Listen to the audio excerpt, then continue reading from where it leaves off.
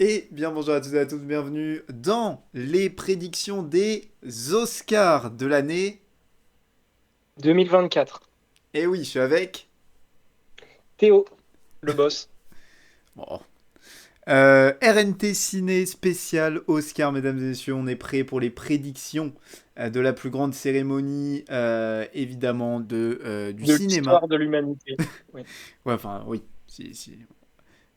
Est-ce que ce sera le cas pour ces Oscars 2024? Est-ce que Will Smith repassera une Oui, tête?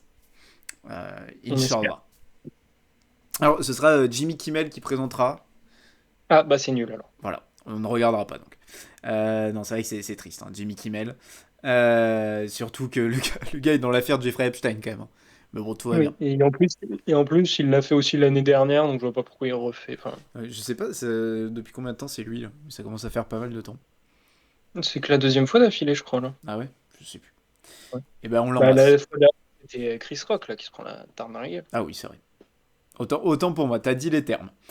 Les Oscars 2024, dernière vidéo prédiction. On a fait les Emmy Awards 2023, les Césars 2024 et on finit avec les Oscars. Voilà, on a fait série, on a fait film français, donc on part film américain et même internationaux, puisqu'on reparlera notamment d'un film dont on a parlé évidemment au César.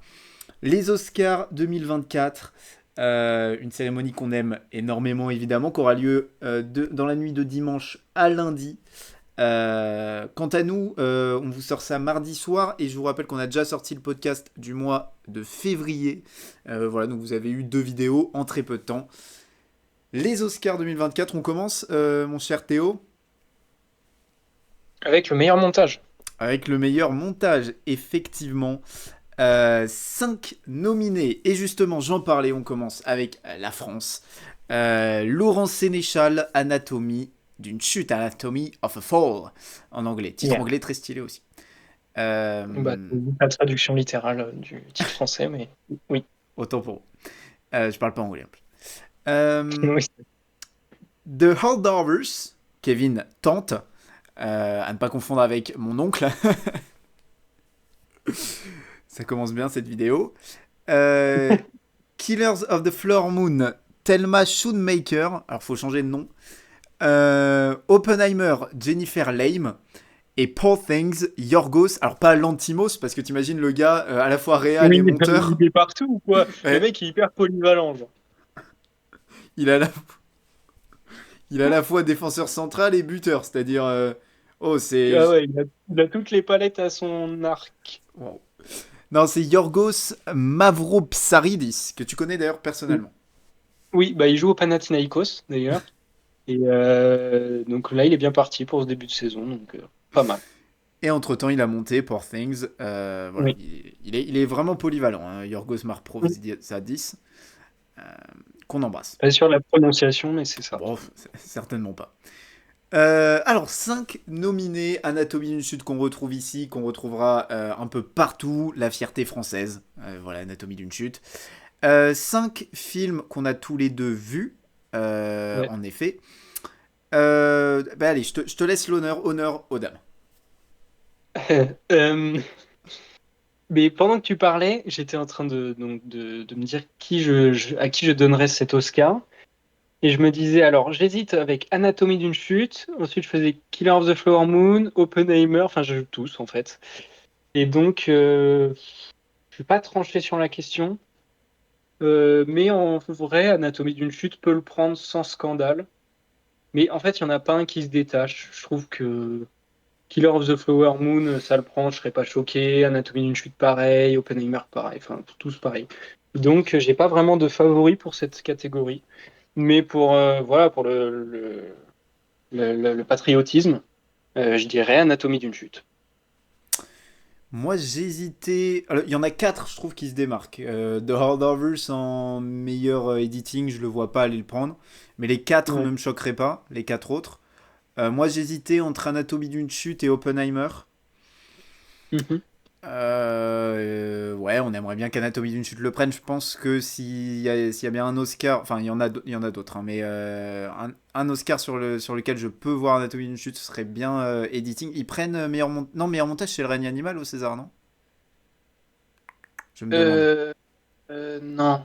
Non, non, meilleur montage, c'est Anatomie d'une Ah, chute. oui, t'as raison, c'était Anatomie d'une chute. Oui, en effet. Mm. Parce que je me rappelle du discours de Laurent. Ouais, je pense aussi. Ouais, c'est ça.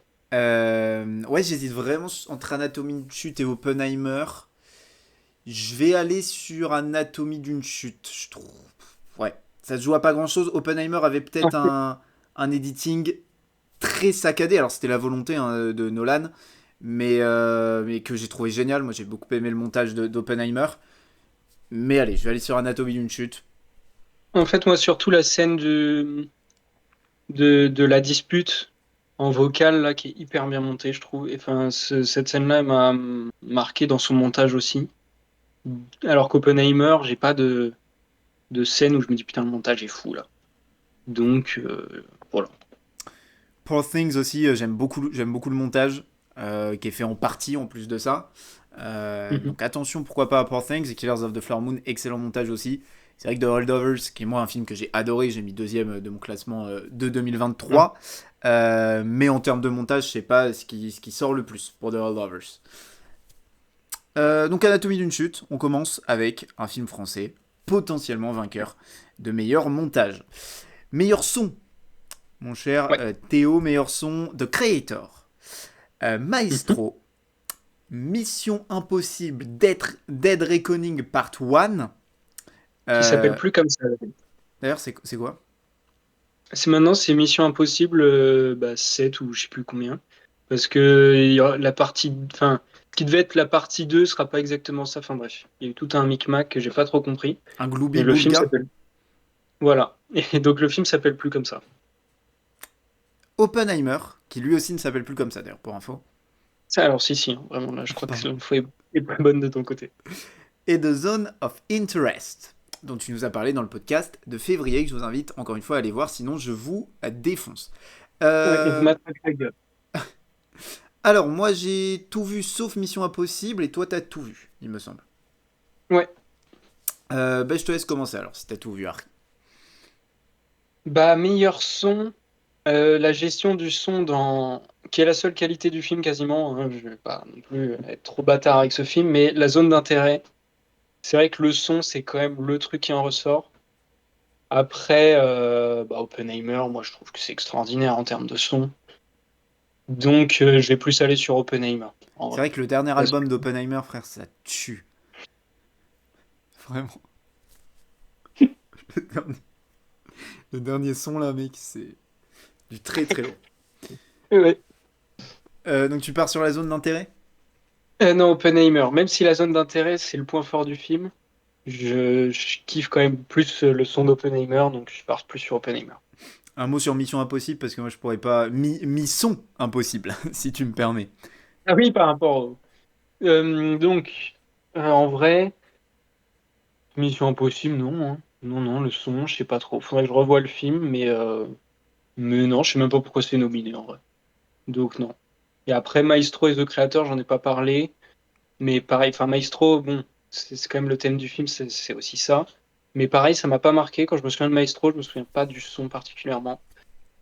Contrairement à Oppenheimer, La Zone d'intérêt, c'est les deux films où là, tu me dis meilleur son, je me souviens de scènes où le son est important, contrairement aux trois autres. Et donc, voilà, je choisis Oppenheimer. Alors moi pour meilleur son, à ne pas confondre avec l'Oscar du meilleur saucisson.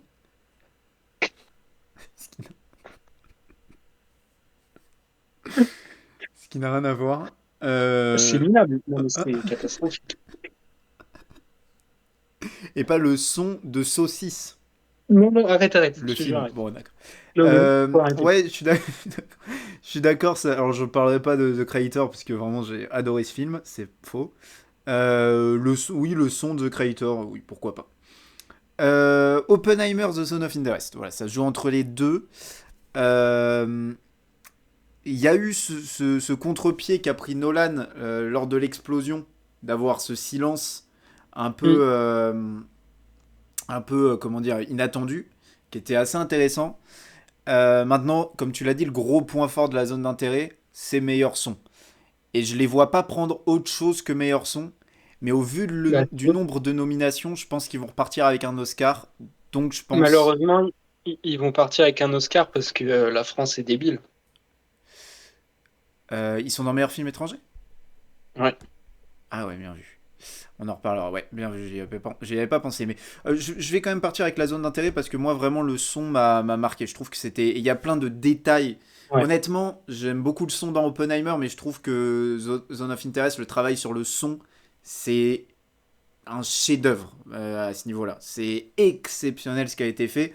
Et pas Ouais. que ce qu'on entend même il y a des choses qu'on entend de loin. Il y a un travail fou autour de la zone d'intérêt. Ça a été pour moi le gros point fort du film. Ces scènes où on va entendre des explosions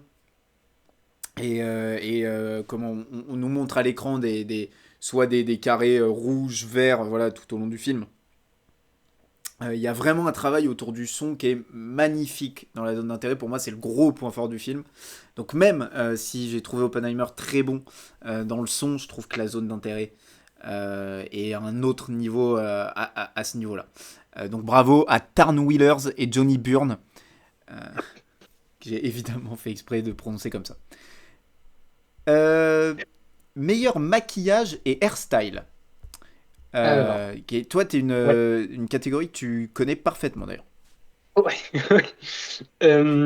Mais alors, attends, parce que j'ai pas vu Golda et j'ai pas vu le Alors, Cercle des les Neiges. nominés, en effet, Golda, qui a une seule nomination Oscar, moi je l'ai pas vu. Golda, Maestro, Oppenheimer, Poor Things et Society of the Snow. Alors j'ai tout vu sauf Golda. Et toi, sauf Society of the Snow et Golda, c'est ça? Ouais, c'est ça. Alors, Society of the Snow, j'en reparlerai tout à l'heure. Je parlerai du film tout à l'heure.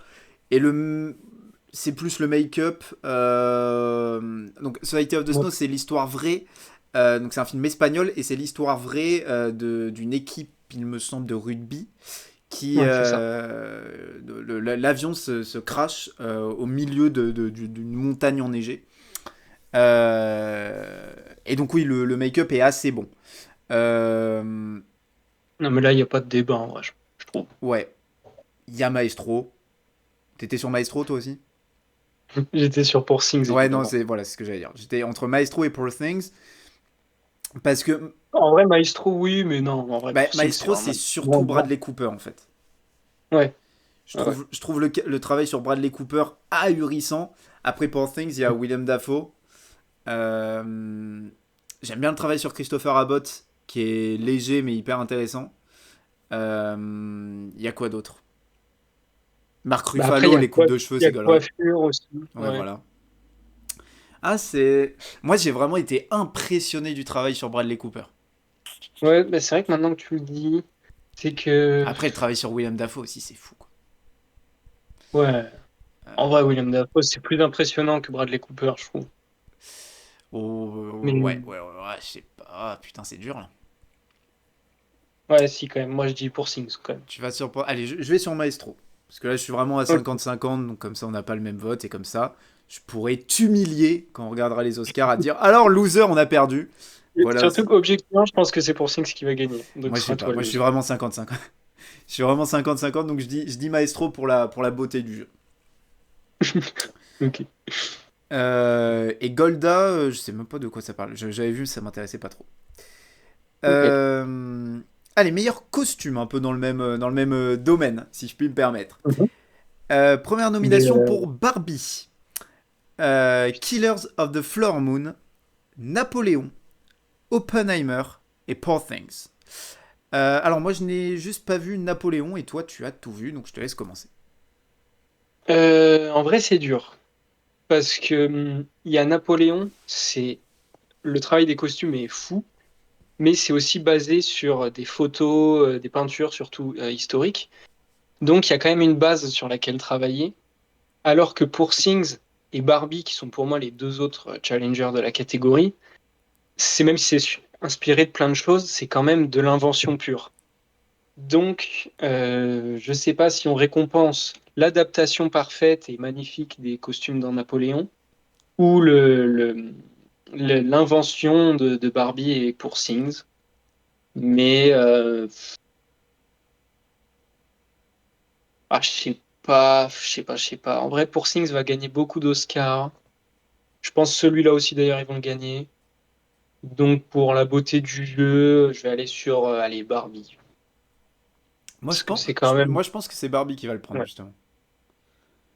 Mais, ouais, je sais pas. mais je me demande si je le donnerais pas à Poor Things. Moi, j'hésite entre les deux, parce que en plus, j'ai pas eu Napoléon. Et puis, j'aime bien ton Mhm. argument de dire aussi, ça a été quand même, enfin, voilà, c'est adapté de photos, on va dire, les costumes, même si le travail est quand même, j'imagine, fou. Euh, je pense que Barbie va le prendre.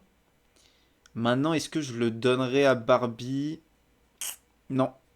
Non, allez, je vais sur Poor Things. Parce que je trouve que Poor Things, il y a une plus grosse diversité dans les costumes. Donc ouais, j'irai sur Poor Things. Ouais. Ton dernier Je sais mot, pas. Jean-Pierre?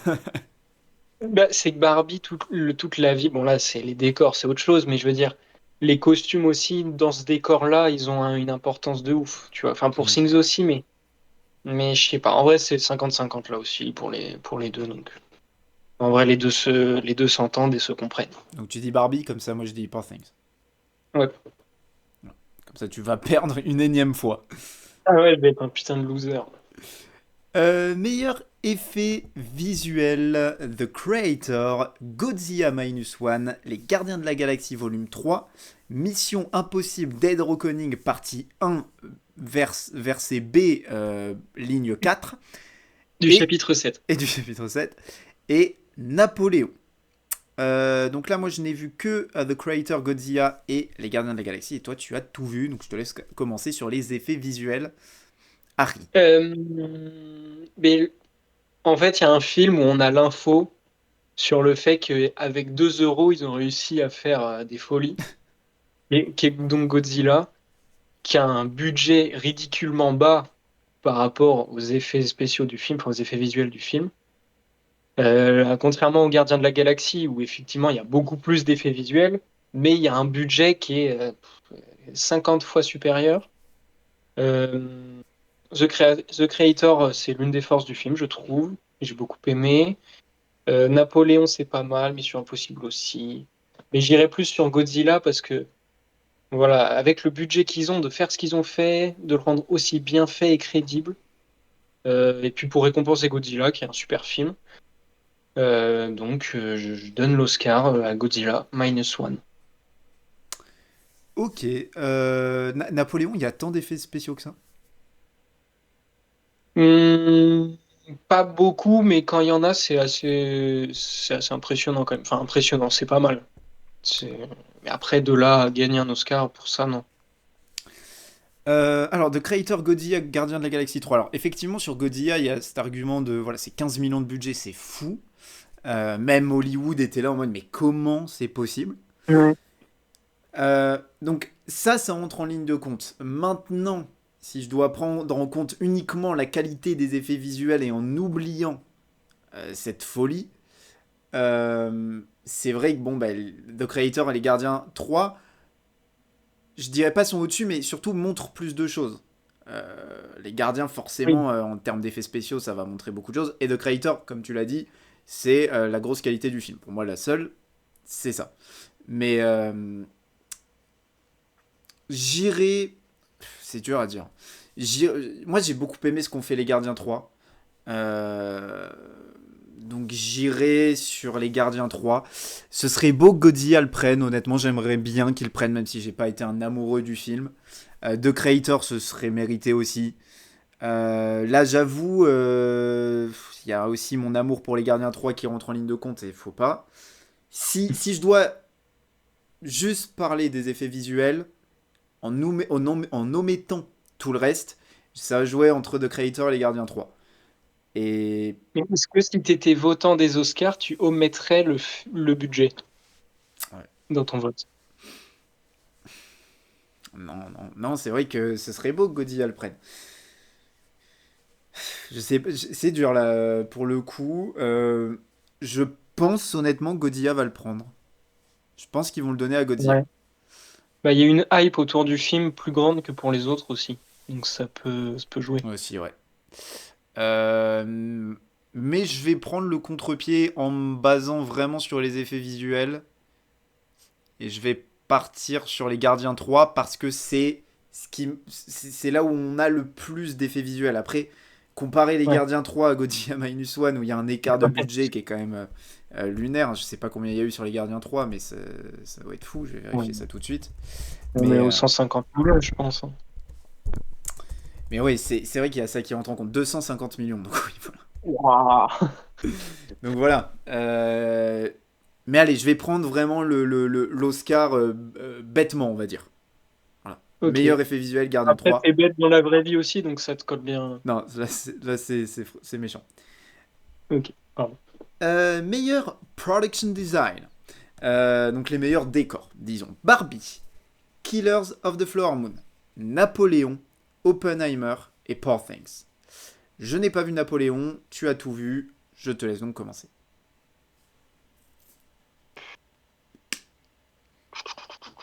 Waouh. Là, c'est dur. Meilleur décor. Allez, je vais aller sur Barbie parce que je me souviens quand cet été, là, avant le film, ils disaient qu'ils avaient utilisé toute la peinture rose des États-Unis ou je Ça sais c'est pas quoi. exceptionnel. Donc, en vrai, pour tout le travail de détail de ouf pour les décors de Barbie, je récompense Barbie. Après, si je me mets purement bêtement, comme tu as dit juste avant, et que je vais vraiment vers les meilleurs décors, je trouve que pour Things, c'est assez exceptionnel à ce niveau-là. Donc, subjectivement, je le donne à Barbie, objectivement, je le donne à Poor Things. Donc, il me faut un vote final. Ah, il faut vraiment choisir là? Ouais. Allez, Barbie. Moi, je vais aller sur Barbie. J'hésite aussi entre les deux, mais je vais aller sur Barbie. J'ai donné meilleur costume à Poor Things.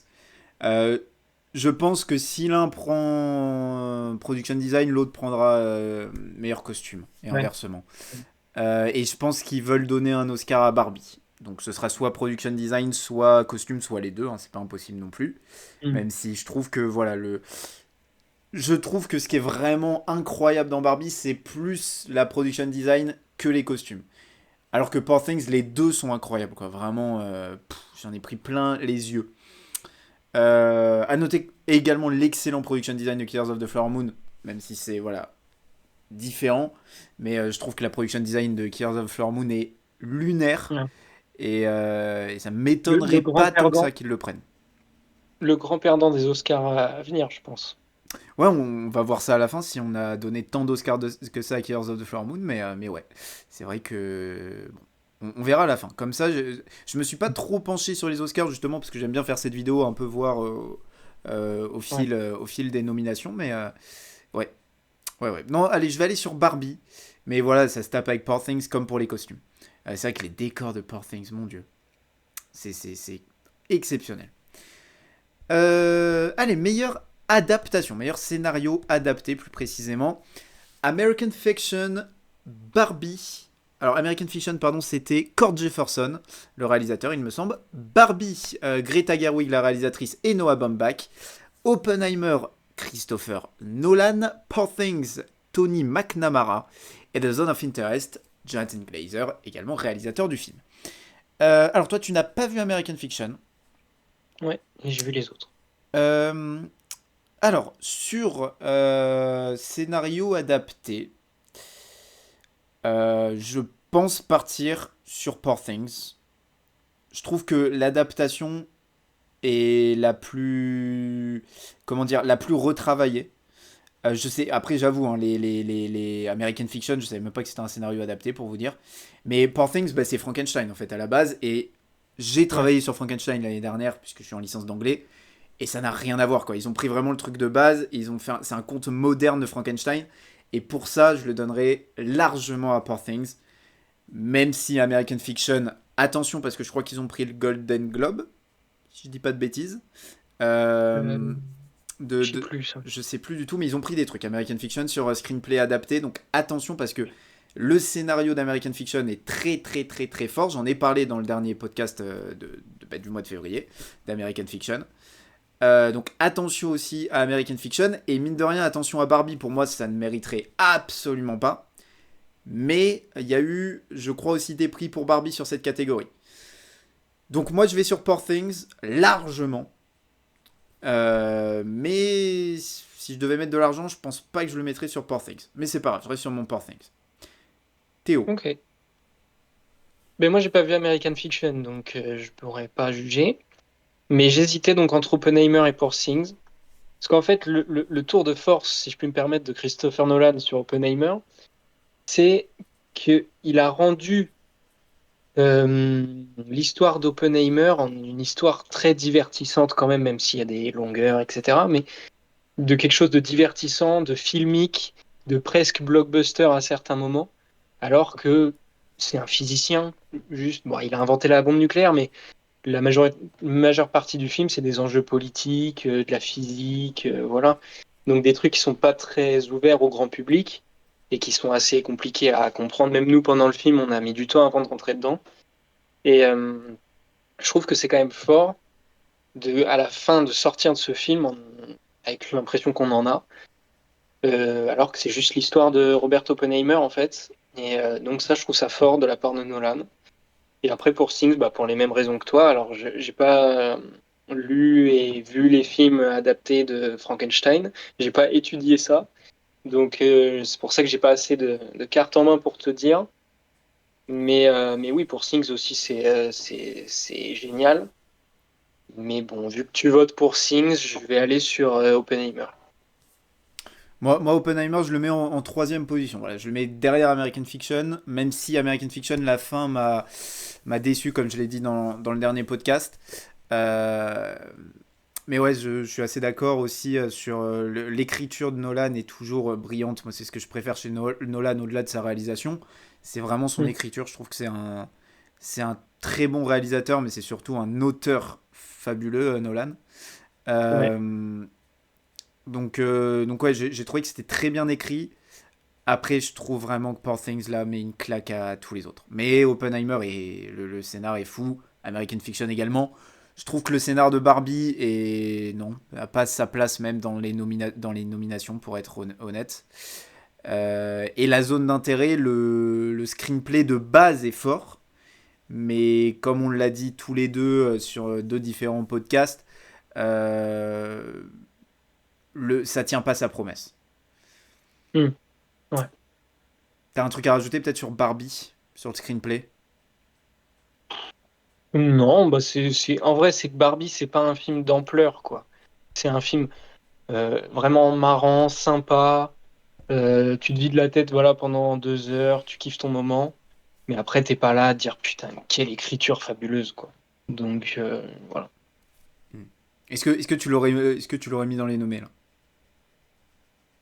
Bah, je sais pas qui y avait d'autres comme scénario adapté, mais donc je sais pas. Mais en tout cas, là, de tous, je le mets peut-être dernier, hormis American Fiction que j'ai pas vu, mais je le mets dernier, tu vois, enfin, quoi que Zone d'intérêt. Ah, Zone of Interest, c'était pas. Ah, je sais pas. Mais je sais pas si je l'aurais nominé. Hmm. Il faut juste que je vois si les autres films qui sont sortis cette année avec un scénario adapté. Mais je sais pas trop. Le meilleur scénario original, Anatomie Ah. d'une chute de Justine Triet. La réalisatrice est Arthur Harari. The Holdovers de David Hemmingson. Maestro du réalisateur Bradley Cooper et Josh Singer. May December de Sammy Birch.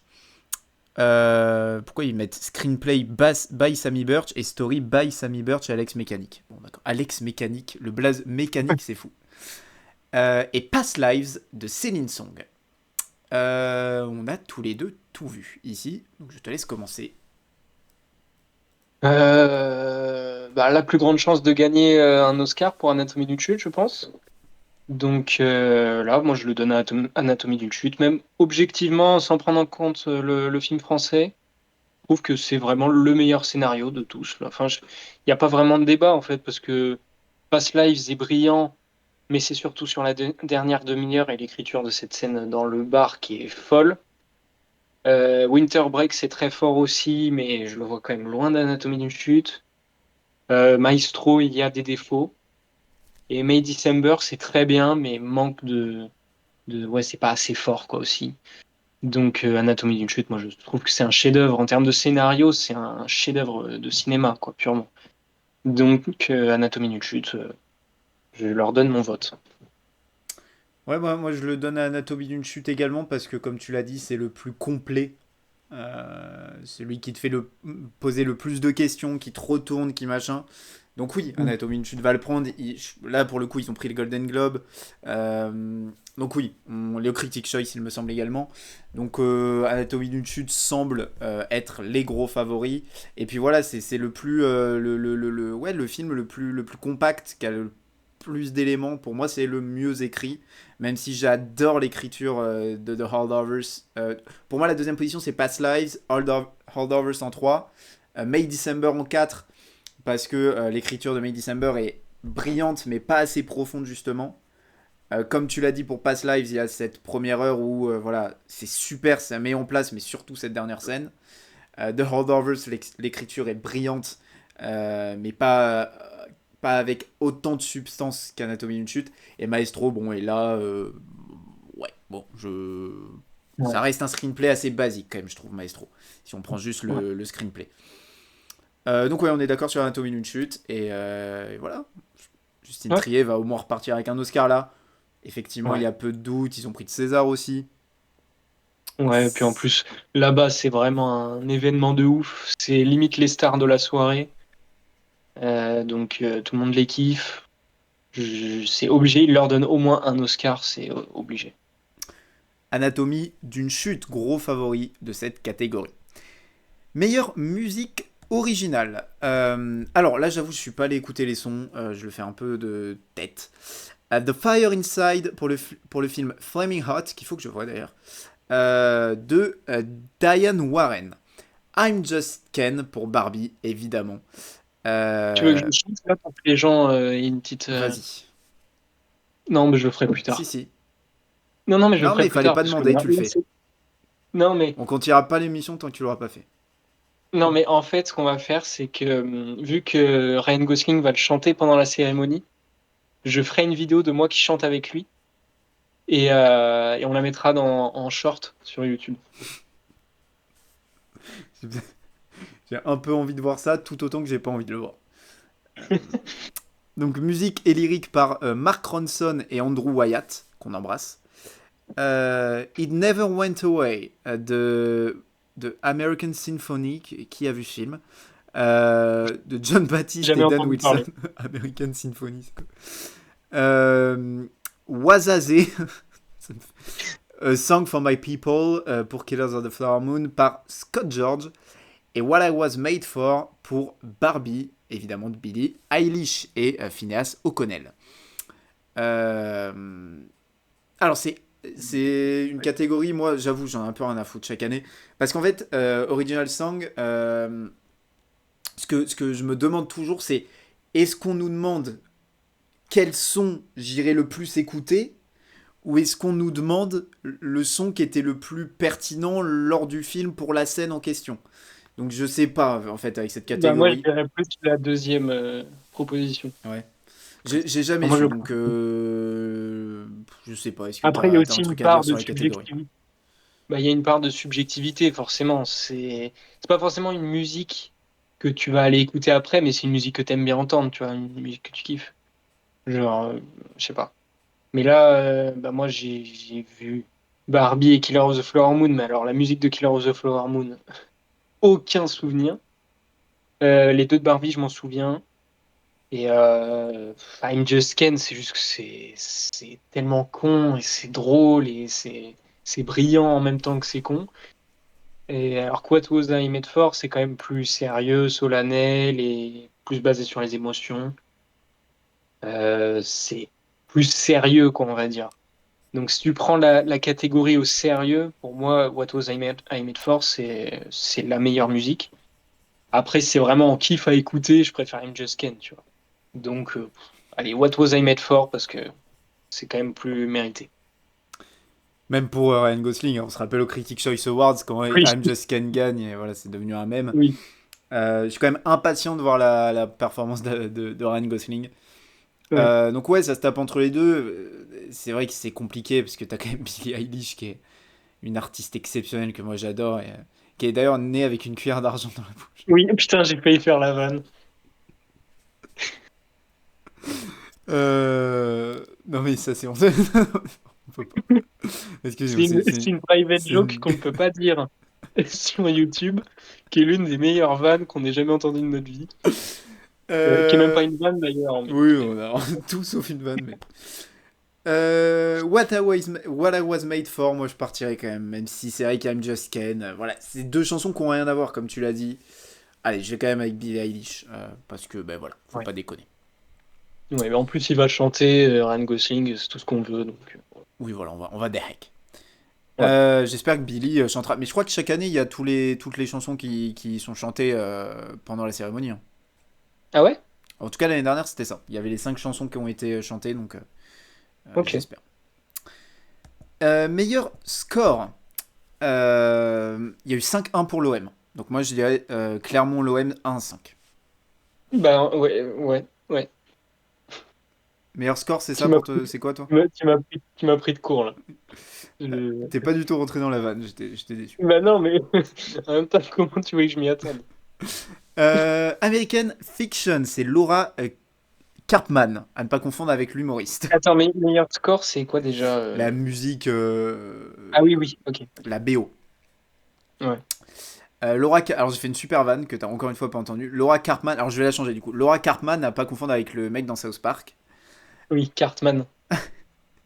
On peut pas faire les vannes de Cartman aussi, Non. c'est... Indiana Jones and the Dial of Destiny, John Williams. Killers of the Flower Moon, Robbie Robertson. D'ailleurs, Robbie va ouvrir la porte, il y a Robert qui sonne. Ça, c'est un petit... Alors par contre, nomination posthume, donc on respecte quand Ah même merde. Robbie. Autant pour moi, j'avais vraiment, vraiment oublié. Oppenheimer, Ludwig Göransson, et Poor Things, Jers... Frérot, les blases des mecs qui ont travaillé sur Poor Things. Jerskin Fendrix. Frère, c'est un Pokémon. Euh, Est-ce que t'as vu Indiana Jones? Ouais, malheureusement. Ah ouais. Bah, je te laisse commencer. Bon, Indiana Jones, c'est pas la musique le problème, hein, c'est le film dans son entièreté, en manière générale. Non, mais là, pour moi, Oppenheimer, c'est vraiment très, très, très, très loin devant les autres. Objectivement, subjectivement, la BO de Oppenheimer, elle est extraordinaire. Enfin, c'est tellement marquant.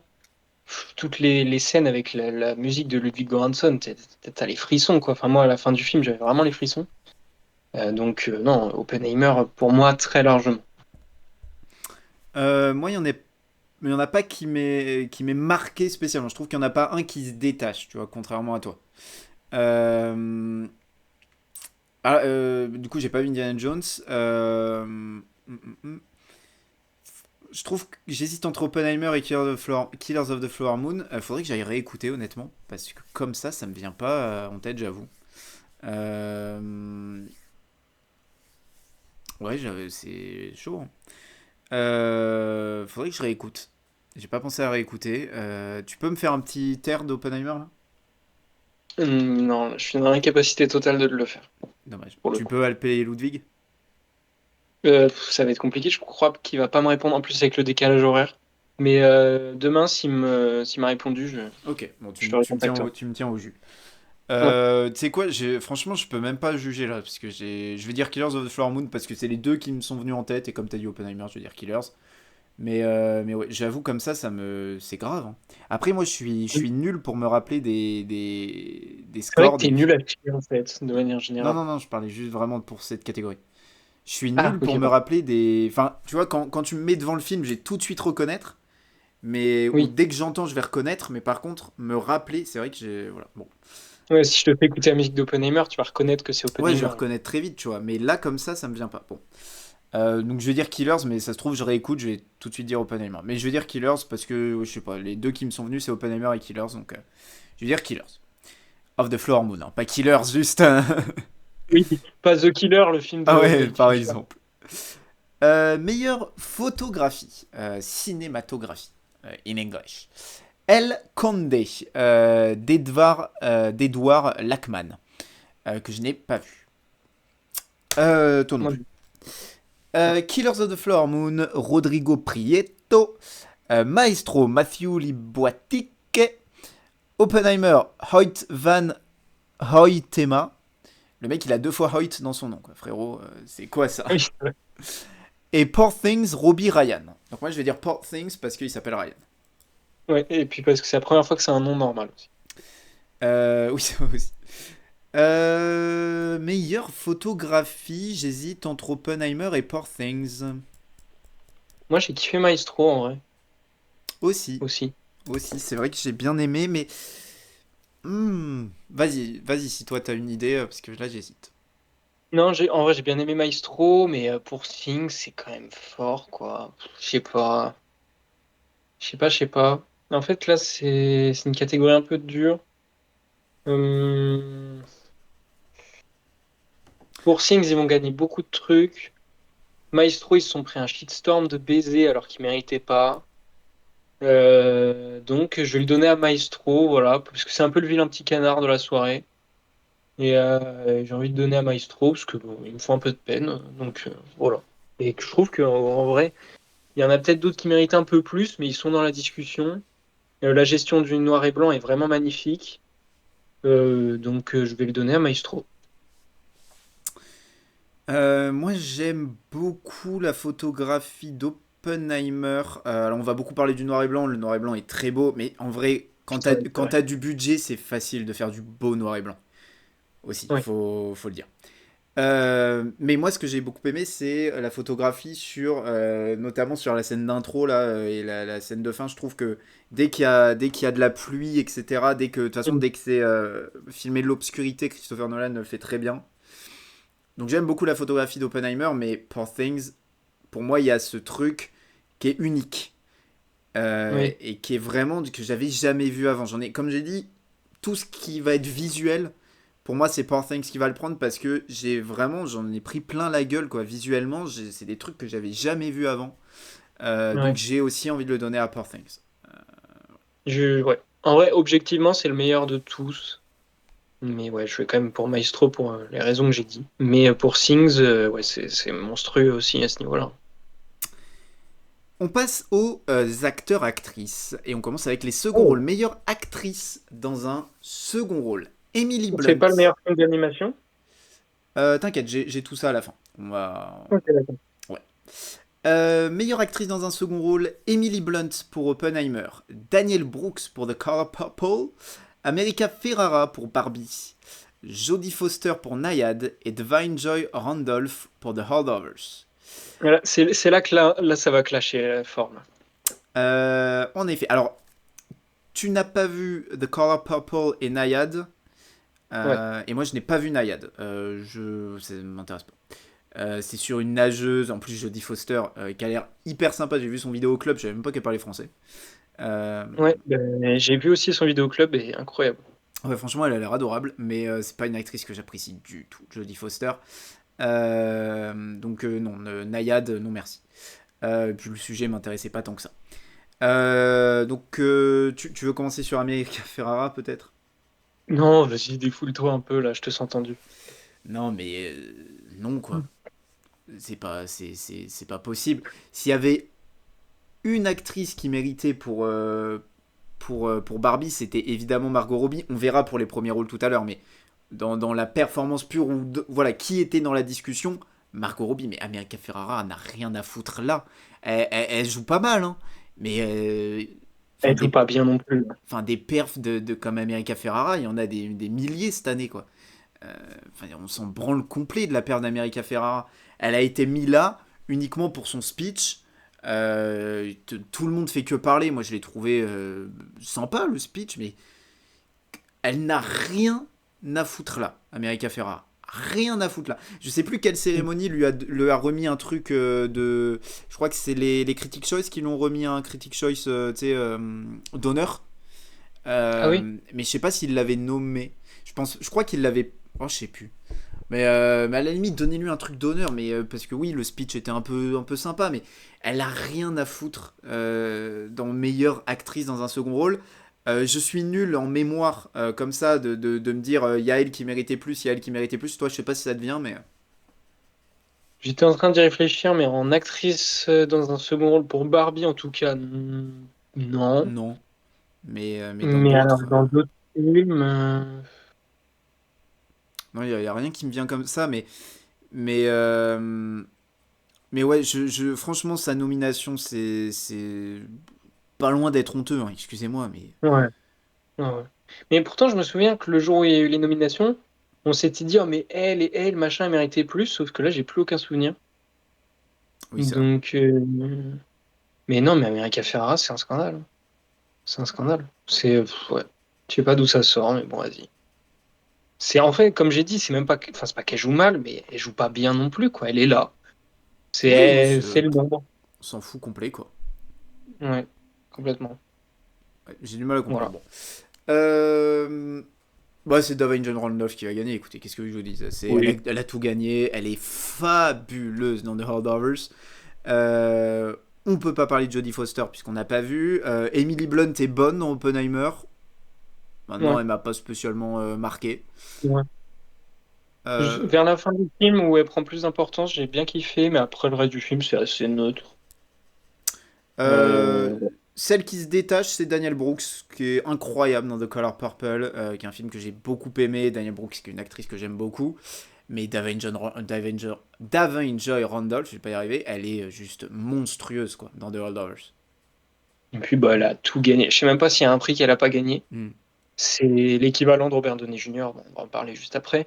Mais c'est les deux seules limites de toute la cérémonie. On sait déjà à l'avance que c'est eux qui vont gagner. Ouais, et puis Donc, c'est tellement mérité quoi, parce que ouais. elle est magnifique dans The Holdovers. Elle est touchante, elle est. Oh mon dieu. Le travail des personnages dans ce film, c'est vraiment la grande force de The Holdovers, dont on reparlera tout à l'heure. Un mot à rajouter sur quelqu'un, sur Davine Joy? Non, non, Non, t'as tout dit, hein. j'ai dit les termes. Meilleur acteur dans un second rôle, Sterling K. Brown pour American Fiction. Faut pas confondre avec Raheem Sterling. Robert De Niro pour Killers of the Flower Moon, Robert Downey Jr. pour Oppenheimer, Ryan Gosling pour Barbie et Mark Ruffalo pour Poor Things. Comme tu l'as dit, donc Robert Downey Jr. Va le prendre. Je vais te laisser parler, mais il y a un truc qui m'a fait beaucoup rire. Il y a, tu sais, Robert Downey donc a pris tous les prix. Et il y a un mec qui a Oui. tweeté, on pense à Robert De Niro quand entend toujours Robert De... Oui, oui, complètement. Bah là, il doit être habitué maintenant à force, mais ouais. Je te laisse commencer. Donc toi, t'as pas vu American Fiction. C'est ça. En vrai, là, va y avoir un manque d'objectivité aussi, mais bah, Robert Downey Jr. va gagner, évidemment, parce qu'il a tout gagné comme Joy Randolph. Il le mérite aussi, il faut le dire. Pour Oppenheimer, son personnage est génial. Son personnage dans la dernière heure d'Oppenheimer, et même la dernière heure d'Oppenheimer de manière générale, c'est ce qu'il y a de mieux dans le cinéma. Voilà. Et voilà, j'adore Robert Downey Jr., donc forcément qu'il y a un peu de subjectivité aussi. Euh, mais là, pour le coup, il y a vraiment du haut niveau, quoi. Enfin, Mark Ruffalo dans Poor Things, qui est pas un acteur que j'apprécie beaucoup, contrairement à Robert Downey Jr. Et là, il m'a vraiment bluffé, quoi. C'est l'un de ses meilleurs rôles, je trouve. Pour beaucoup, son meilleur rôle. Moi, c'est le meilleur rôle de lui que j'ai vu, en tout cas. Ouais, en vrai, ouais, je suis pas loin de penser. Ouais, Avec en vrai, l'incroyable Hulk. bah, non. Ryan Gosling est génial, mais Ryan Gosling a fait des meilleurs perfs que Ken dans Barbie. Mais il mérite sa nomination après, quand même. De Niro, tu vois, légende de ouf, perf classique pour lui, qui est du très haut niveau. Et donc, Raheem Sterling, j'ai pas vu la perf. Tu confonds, là, vraiment, c'est un joueur de football. Ah, et pardon. Et non, mais Robert Downey Jr. Pour tous les arguments que j'ai dit. Avant de donner mon avis, j'ai oublié, tu sais, j'avais fait pour les Césars, tu sais, de prendre le palmarès des gens. Je Ah l'ai oui, pas c'est fait. vrai.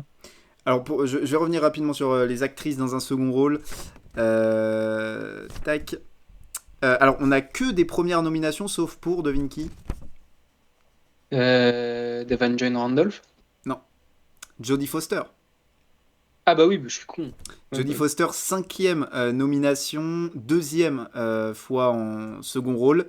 Et elle a remporté deux Oscars en actrice principale. Pour Les Accusés et pour Le Silence des Agneaux, évidemment. Mais derrière, Emily Blunt, Daniel Brooks, America Ferrara, Dwayne Johnson Randolph, première nomination pour L4. Et pour les hommes, Sterling K. Brown, première nomination. qui est incroyable dans American Fiction, malheureusement qui n'a pas assez de temps d'antenne, qui est un acteur tellement sous-coté, je suis trop content de le voir là, et le mec en plus c'est adorable, genre il a dit, je sais pas si t'as vu dans une interview, il a dit je sais que Robert Downey Jr. va le prendre, on le sait tous, mais moi je suis juste content d'être là, c'est déjà un honneur. Quel Ouais, c'est acteur. ouf. Hein. Ah bah bien sûr, non mais quel acteur en plus Sterling K. Brown, allez voir Waves, il est fabuleux. Mais American Fiction, il est tellement touchant dans un film qui est vraiment une comédie. Il apporte ce truc-là. Malheureusement, il n'est pas assez présent dans American Fiction parce que ouais, ça a été mon gros point noir du film. Il est tellement génial que j'aurais aimé le voir plus. Robert De Niro, devine combienième nomination? Allez, 9. C'est sa 8e nomination. Oh putain, j'hésitais entre 8 et 9. T'es vraiment à chier, mec. Putain. Ouais, pardon, je suis désolé. 3e nomination en supporting actor et 2 Oscars évidemment. Une fois en acteur principal pour Raging Bull et une fois en, en supporting pour Le Parrain 2, évidemment. Non, alors là, pour le coup, je crois pas, gros. Si, j'ai dit film de ouf. Ah ok, je croyais que t'avais redit film de merde. Non, film de ouf. Mais tu vois, j'ai fait le j'ai même pas fait ça. Robert De Niro dans Killers, je le trouve très bon. Maintenant, ça m'aurait pas choqué s'il y avait un Willem Dafoe à sa place. Oui. Pour moi, les deux de Mais... Poor Things méritaient. Beaucoup étaient là. On met qui entre Ruffalo et Dafoe? Moi, j'étais là, bah, mettez les deux, les gars. Donc ouais, pour moi, Willem Dafoe méritait plus que Robert De Niro ou que Ryan Gosling, même. Après, on peut comprendre qu'ils aient envie de mettre que des films différents, tu vois, plutôt que de mettre deux Bah, d'un je même te film. rappelle l'année dernière. C'était quoi déjà? Everything Everywhere. Ah oui. Non, mais après ça, bon. Donc ouais, non, franchement. L'Oscar de l'année dernière, c'était une mascarade. donc, donc ouais, non, je le trouve, voilà, bah, c'est De Niro, quoi. Mais je trouvais que Willem Dafoe méritait plus que De Niro ou que Ryan Gosling. Ryan Gosling, 3e nomination, première fois en supporting actor, qui est très bon dans Barbie, mais pareil, Willem Dafoe, ou même... Alors, beaucoup, il y a eu une énorme hype sur Charles Melton pour May December pendant Ouais. longtemps, qui a eu pas mal de nominations, pas de nomination aux Oscars. Pour moi, même si sa perf était un peu surcotée, je la trouve pas exceptionnelle, ben, j'aurais plus mis Charles Melton que Ryan Gosling. Je sais pas ce que t'en penses. Je sais pas, en vrai, les deux s'entendent. Moi, je préfère quand même un peu Ryan Gosling. Mais après, peut-être que c'est un peu subjectif aussi. Charles Melton, il y a aussi le truc de, il a le temps, tu vois, là, il a explosé juste il y a 3 mois. Le mec, il est déjà dans plein de castings de trucs qui vont sortir. Je me fais pas de soucis pour sa carrière. Ouais, il va jouer dans le prochain film de Philippe Lachaud, donc vraiment, Non. ça se passe bien pour lui. Ah, le Euh, crossover, franchement, je rêve de voir ça, je pense. on a bien eu Michael Madsen, fit Kev Adams. Ça, c'est... Et les 2 gros favoris, même si comme tu l'as dit, le gros favori reste Robert Downey Jr. 3e nomination, 2e en acteur secondaire.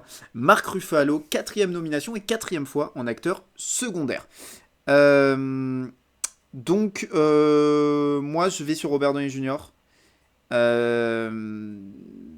Parce que bah, en plus il a tout gagné. Mais je trouve que ça se tape vraiment avec Mark Ruffalo, que je trouve invraisemblable dans Poor Things. Mais je vais quand même sur Robert Downey Jr. Mais ce que fait Mark Ruffalo, vraiment, c'est fou, quoi. Parce qu'il prend un truc où... Il prend un rôle où on ne l'attend pas du tout. Ce mec pathétique, misérable, qui arrive à être drôle, touchant. Il y a un peu de tout. Je le trouve fabuleux, Mark Ruffalo, dans Poor Things. Moi, j'ai trouvé très drôle, surtout. Genre, vraiment, il y a des moments où il me faisait bien marrer, quoi. Ouais. Non, franchement, ça m'étonnerait pas tant que ça qu'il crée la surprise, Ruffalo. Maintenant, je vais sur Robert Downey Jr. Pour moi, ça se tape. Je mets un peu plus de Robert Downey Jr. Mais c'est vraiment dur. Je trouve que c'est vraiment dur parce que c'est 2 rôles qui n'ont rien à voir. Mais allez, Robert Downey Jr. Et puis bon, il va le prendre. En plus de ça, puisque bon, il a tout gagné, mais on n'est pas à l'abri de surprise non plus. On passe au premier rôle, meilleure actrice dans un premier rôle, Annette Bening pour Nayad, donc que nous n'avons pas vu. 5e nomination pour Annette Bening, 4e en actrice principale.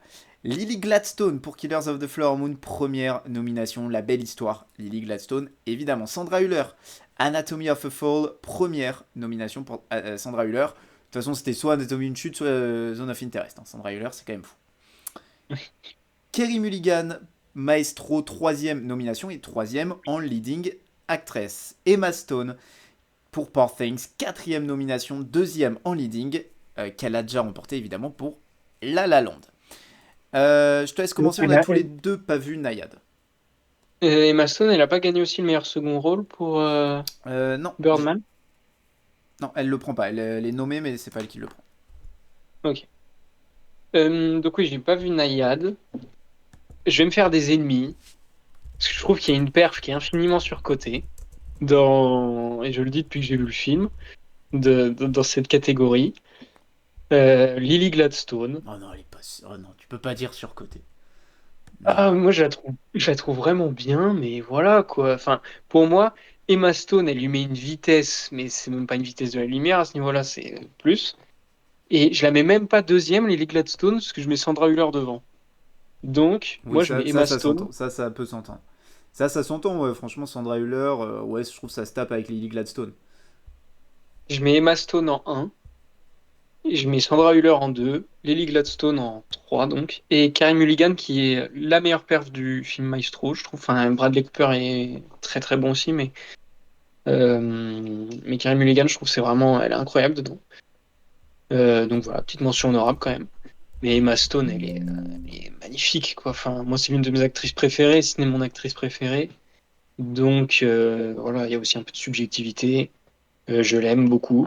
Donc Emma Stone, je lui donne l'Oscar avec grand plaisir. Oui, moi je vais sur Emma Stone aussi. Euh, je me demande s'il y a il y a la possibilité aussi que Lily Gladstone le gagne. Euh, non, je pense qu'Emma Stone va le prendre. La meilleure perf, c'est Emma Stone. De Hmm. loin, parce que ce qu'elle a fait, c'est fou. Euh, Maintenant, il y a cette belle histoire aussi, Lily Gladstone, donc attention. Voilà, je reste sur Emma Stone. Sandra Hüller est formidable dans Anatomie d'une chute. Elle est formidable dans les zones d'intérêt aussi. Et Carey Mulligan, bon, est exceptionnel aussi dans Maestro. Mais peut-être une perf un peu en dessous des trois autres. Et puis Annette Bening, donc nous n'avons Et pas du vu. coup, est-ce que Margot Robbie aurait pu se caler là à la place de Annette Bening? Je sais pas, du Voilà, coup, ouais, vu du qu'on coup, n'a on pas eu peut. le Ouais. film. En tout cas, pas des quatre autres. Ça, c'est sûr. Ouais. Donc oui, Emma Stone, qui est monstrueuse dans Poor Things. Voilà, pas grand-chose à rajouter. Ouais. Meilleur acteur dans un premier rôle, Bradley Cooper, cinquième nomination pour Maestro, quatrième en premier rôle. Coleman Domingo pour Rustin, première nomination pour l'un des mecs les plus respectés du cinéma, un acteur formidable, tellement sous-coté, qui m'a bluffé dans Euphoria, que j'ai connu dans Fear the Walking Dead. Pour vous dire, bon, c'était bien au début, hein, Coleman Domingo, et puis là, la dernière saison, il joue, mais gars, il joue n'importe comment, il en a rien à foutre en même temps, vu ce qu'on lui donne dans la dernière. Oh là là. Dites-vous que moi, j'ai juste regardé des extraits, tu vois, genre j'ai regardé des compilations d'épisodes de 10 minutes, là, tu vois, pour juste voir ce qui se passait vite fait. Mais, oh, mais il joue horriblement mal, mais en même temps, vu ce qu'on lui donne, et pourtant, il est avec. Comment il s'appelle C'est Kim Dickens, il me semble, qui est Oui. une excellente actrice. Pareil, elle Et joue faut, mais faut n'importe comment. aussi dire que dans le cinéma, il peut y avoir des acteurs magnifiques qui jouent mal. Hmm. C'est possible. En fonction du contexte du film et tout ça, parce que le grand public peut se dire, ah bah là, il joue mal, c'est que c'est pas un bon acteur. Non. C'est vraiment, ça dépend du film et du contexte. Et il y a des acteurs qui peuvent se révéler extraordinaires alors on les avait vus que dans des trucs vraiment pas ouf. Voilà, c'était juste le petit warning. Merci. Paul Giamatti pour The Holdovers, deuxième nomination, première en leading. Cillian Murphy, Oppenheimer, première nomination. Et Jeffrey Wright, American Fiction, première nomination également. Beaucoup de premières nominations. T'as dit les termes. Je te laisse commencer, Harry. Parce que moi, j'ai un unpopular Euh, opinion sur celui-ci. ouais, toi, je sais ce que c'est ton popular opinion, que je ne partage pas. même si je le conçois. Mais moi, donc, je le donne à Cillian Murphy. Parce que, tout simplement, pour moi, Oppenheimer, c'est le meilleur film de l'année. On en reviendra après. Mais Cillian Murphy, en plus, porte ce film. Donc, je me vois mal dire qu'Oppenheimer, c'est le meilleur film et pas donner l'Oscar à Cillian Murphy, Je étant trouve, donné que c'est lui qui porte le film je aussi. suis pas. Il y a quand même beaucoup d'acteurs secondaires. Et puis il a pas été chercher les Marlon Free, hein, si tu- Oh, putain. Non, mais quand je dis porte le film, tu vois ce que je veux dire, c'est son film, tu vois. Même si les acteurs à côté sont extraordinaires, enfin, tu vois, Robert Downey Jr. est génialissime, mais Cillian Murphy, c'est quand même son film. Et, euh, et puis, ouais, je sais pas, je le trouve vraiment trop fort, quoi, dans le film. Il a sa première nomination alors que c'est un putain d'acteur. Bon, ton note populaire opinion aussi, hein, c'est sa première nomination, mais enfin, non, pas première nomination en tout, Non, mais juste à deuxième. son. Ouais, c'est sa première en tant qu'acteur principal, je crois. Ouais. Mais donc, Cillian Murphy, lui, c'est vraiment sa toute première. Donc, voilà, j'adore cet acteur. Même son personnage dans la vraie vie, quoi. Enfin, lui, il est génial à détester le business Hollywood et tout. Il me fume, là, les tapis rouges et tout. Donc, non, Cillian, il me régale, hein. Donc, je lui donne. Et juste petite mention pour Bradley Cooper, comme j'en parlais tout à l'heure de Maestro qui prend un shitstorm de ouf. Bradley Cooper aussi. Tout le monde le déteste, là. Tout le monde se fout de sa gueule. Je comprends pas pourquoi. C'est gratuit de ouf. Des fois, même encore aujourd'hui, alors que le film est sorti il y a 3 mois, que c'est bon, on a compris les gars que vous avez détesté. Et encore aujourd'hui, je vois des tweets des fois qui se foutent de sa gueule. Je me dis, mais les gars, vous pouvez pas lâcher l'affaire, genre. Et donc, Bradley Cooper, qui est un acteur de ouf, réalisateur de ouf, il écrit ses scénarios. Enfin, c'est un mec qui est passionné de cinéma et qui se donne de ouf. Euh, donc, moi, Bradley Cooper, voilà, je loue sa nomination, je suis content pour lui, mais je donne à Cillian Murphy. Alors, t'as pas vu Rustin American Fiction? Je- Oui, oui, c'est vrai. Euh, alors, euh, Coleman Domingo, avec tout l'amour que j'ai pour lui, ne devait pas être nommé pour Rustin. J'aurais préféré le voir nommé pour The Color Purple en meilleur acteur secondaire. Je le trouve très bon dans Rustin, mais honnêtement, Rustin, c'est vraiment. J'en avais parlé dans le podcast, dans un des podcasts, c'est vraiment pas un bon film. Même s'il est très bon, il porte vraiment le film, hein. Heureusement qu'il est dedans. Mais je m'en fous, franchement, je suis tellement content qu'il soit là, il mérite tellement. C'est un mec qui est vraiment hyper respecté. Sa perf dans Euphoria est exceptionnelle. Je suis fou de cet acteur, donc je suis trop content pour lui. Voilà, donc ça on met de côté. Euh, moi, Kylian Murphy, je le trouve très bon. De toute façon, voilà, il y a quatre. Même Coleman Domingo est très bon, de toute façon. Il y a que des très bonnes perfs. Donc je trouve Kylian Murphy très bon dans Oppenheimer. Mais moi, je le mets même pas deuxième. Je le mets troisième ex aequo avec Jeffrey Wright. Je mets Coleman dernier. Et Jeffrey Wright dans American Fiction est juste exceptionnel. C'est pareil, en tout cas de ce que j'ai vu, son meilleur rôle. Il est drôle. Il y a cet humour noir et un peu cool. Et il y a des moments où t'as l'impression qu'il est en roue libre totale. Et tu reconnais plus Jeffrey Wright. Moi, il m'a vraiment mis une claque. J'ai adoré Jeffrey Wright dans American Fiction. Je trouve que ces deux perfs, en termes d'acting pur, oui, Oppenheimer est un meilleur film, largement, mais si on prend la performance de l'acteur pur, je mets la performance de Jeffrey Wright à côté de celle de Cillian Murphy. Cillian Murphy, c'est un très bon acteur. Je trouve cependant que dans Oppenheimer, il montre pas tant de choses que ça. C'est pas de sa faute. C'est ce qu'on lui demande de faire. Mais je vais plus prioriser des acteurs qui vont montrer en une seule perf plein de choses. Et c'est le cas de Bradley Cooper dans Maestro. Et moi, la perf de Bradley Cooper dans Maestro, je la mets en deuxième position, parce que je le trouve, mais fabuleux, Bradley Cooper. Et comme tu l'as dit, il se prend une shitstorm un peu gratuite, puisqu'il y a ce running gag aussi, voilà, je le disais, c'est sa cinquième nomination, il aura toujours pas l'Oscar. Donc il y a ce running gag autour de Bradley Cooper, bon, voilà, C'est le Pio Marmaille ouais, américain, quoi. voilà, écoute. Euh, mais je trouve que sa perf est genre exceptionnel. Et malheureusement, je compare avec Cillian Murphy parce que c'est le gros favori qui a tout gagné, sauf le Golden Globe, qui a été remporté. Non, le Critics' Choice, pardon. Non, ouais. Non, parce que Golden Globe, ils ont mis... Oui, c'est ça, Golden Globe, ils ont mis The Holdovers Bon, c'est dans pas bon. Comédie.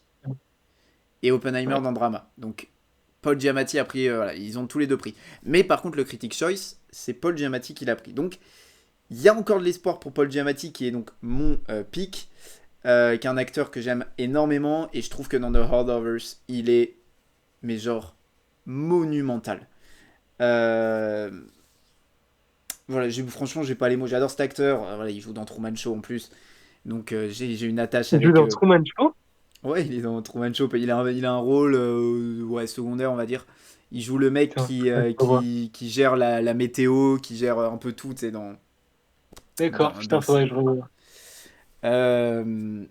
Donc oui, j'aime énormément Paul Giamatti, mais je trouve que dans The Holdovers, il est mais monumental. Il m'a ému aux larmes à la fin. Il montre tout. Il y a des scènes qui sont brillantes. Il a ce regard. Il m'a touché juste. Moi, c'est cette scène où il est avec, où ils sont invités dans cette soirée là par l'une de ses collègues. Et il s'entend bien avec cette collègue. Et il y a le petit jeune qui lui dit mais tu vois pas qu'elle t'aime bien, essaye, voilà, tente, essaye de l'inviter, machin, bon. Et tu sens que Paul Giamatti, il l'aime bien. Et il arrive à cette soirée, il commence à parler, machin, et tu vois, pareil, ça se passe bien, machin, et au bout de 10 minutes, elle dit ah ben je te présente mon mari. Et t'as Paul Giamatti qui a ce regard, presque un regard caméra, voilà, on va aller à côté de la caméra, qui, enfin, vraiment, j'ai pris une claque par Paul Giamatti. Et voilà, j'ai de l'espoir. Voilà, ça va jouer entre Cillian Murphy et Paul Giamatti, même si Cillian Murphy part favori. Il y a encore cet espoir pour Paul Giamatti qui a pris le Critics' Choice, qui a pris un Golden Globe. J'ai encore envie d'y croire pour Paul Giamatti et c'est mon pick. Euh, pour moi, Cillian Murphy, c'est pas qu'il le mérite pas, il mérite son Oscar sur sa performance. Mais quand je compare aux perfs de Bradley Cooper et Paul Giamatti, j'ai du mal en fait. Parce que, encore une fois, je juge pas l'acteur, je juge la performance. Et sur la performance, comme je l'ai dit, il y a un éventail d'émotions qui sont montrées par Paul Giamatti et Bradley Cooper qui ne sont pas montrées par Cillian Murphy. Et encore une fois, c'est pas de sa faute. Il est très bon dans ce qu'il fait, tout comme Jeffrey Wright est très bon dans ce qu'il fait, mais c'est pareil, Jeffrey Wright ne montre pas une palette d'acting folle, quoi. Donc je vais me baser là-dessus et je trouve que Paul Giamatti et Bradley Cooper d'ailleurs méritent plus que Cillian Murphy, mais ça ne veut pas dire que Cillian Murphy le prend pas et que je serais dégoûté parce que j'adore Cillian Murphy aussi. Donc voilà, mais c'est vrai que Paul Giamatti m'a tellement touché, il montre tout Paul Giamatti dans The Holdovers et voilà, je serais heureux que The Holdovers le prenne, enfin que Paul Giamatti le prenne. Et puis j'ai adoré. Ça s'entend. T'as dit quoi, Harry? Ça s'entend. Il va m'insulter. Là il est en train d'écrire un message en train Non, de non, m'insulter. non, en vrai, tes arguments sont convaincants. Je suis d'accord, voilà, de manière générale, mais j'ai quand même le petit supplément d'âme pour Cillian Murphy. Et, voilà, je t'emmerde. Allez, meilleur film d'animation. Le garçon et le héron de Miyazaki. Elemental. Une blague sur le fromage. Non, j'ai hésité. Je me suis dit, oh. C'est quoi C'était un Disney Pixar? Je sais plus. Pixar. Ouais, Il n'y en a aucune idée. aucune. Nimona, un film sur Netflix. Robot Dreams, Mon ami robot en VF. Et Spider-Man Across the Spider-Verse. J'ai tout vu. Qu'as-tu vu là-dedans? Moi, j'ai vu que Spider-Man. J'ai Nimona, ça fait 15 jours, je me dis, allez, ce soir, je le regarde, et à chaque fois, j'oublie ou j'ai un autre truc. Donc, j'ai pas regardé Nimona. Élémentaire, je voulais le regarder aussi, mais pareil, j'ai zappé. Et mon ami robot, j'en ai même pas entendu parler. Et le garçon et le héron, ça me tentait pas. Donc voilà. Mais j'ai vu que Spider-Man. Alors, je vais te Et laisser en parler à la fin puisque c'est notre vainqueur. Moi, je vais parler des autres films ok. rapidement. Élémentaire, bah, c'était sympa. Voilà, l'animation est bonne. Il y a des choses un peu novatrices où on va prendre des risques à prendre de la 2D sur de la 3D parfois. J'ai bien aimé le film, c'était sympa. Voilà, bon, ça reste assez un scénario assez basique, une animation voilà où on prend des risques. J'ai bien aimé, élémentaire. Nimona, non. Franchement, j'ai beaucoup aimé l'animation, justement proche de ce que faisait Spider-Man New Generation. Voilà, enfin, ce qui a amené en tout cas New Generation dans l'animation. Euh, L'histoire est intéressante de prime abord, mais il y a un effet d'animation dans Nimona que j'ai pas aimé, puisque cette petite fille, alors c'est dans le synopsis, hein, qui se transforme. Mm. Au moment je trouve que les transformations sont pas très belles et ont aucune âme. Alors qu'il y a des idées d'animation qui sont excellentes. Notamment sur la fin. La fin, l'animation est très bonne. Par contre, j'ai pas du tout aimé ce que ça racontait. Je me suis vraiment fait chier devant Nimona, qui reste un bon film d'animation, mais je me suis vraiment emmerdé.